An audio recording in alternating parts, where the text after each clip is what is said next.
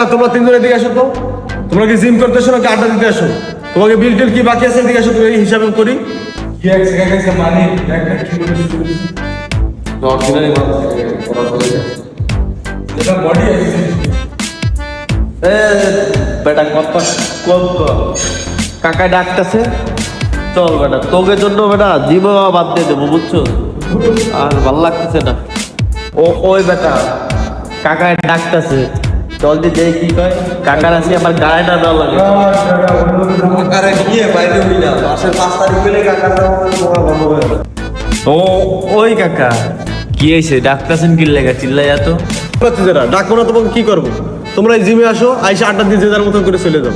জিমে একটা খরচপাতি আছে না, তোমরা বোঝো না? 3 মাস ধরে তো একজন একটা টাকা দাও না আমারে, তা আমি একটা জিম ঘর কিভাবে চালাই তোমরা এইটুকু বোঝো না? কাকা আব্বু তো এই মাসের বেতন পাই নাই, 5 তারিখে পাবে, পাইলেই দিয়ে দেবো আপনি। কাকা বাবার পকেটে টাকা নিতে পারতেছি না, আমি নিজেই চলতে পারতেছি না, আপনার টাকা দেবো কিভাবে? আপনার সামনে মাসে একবার দিয়ে দেবো। কাকা কিসের টাকা?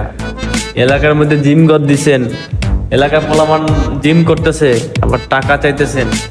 কি জিম ঘরেতে বাইরে লাগবো না নাকি সারা জীবন জিম ঘরের মধ্যে থাকবেন? রাস্তাঘাটে পাবো না আপনারে?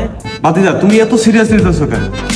তোমার বাপ তো অনেক ভালো লোক বাতিজা, তোমার বাপের সাথে আমার অনেক ভালো সম্পর্ক, তো তুমি এরকম বিগড়ে দিতেছো কেন বাতিজা?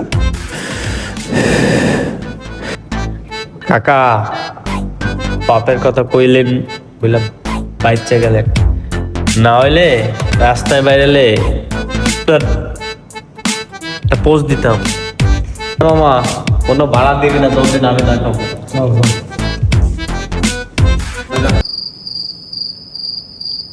বাইগান।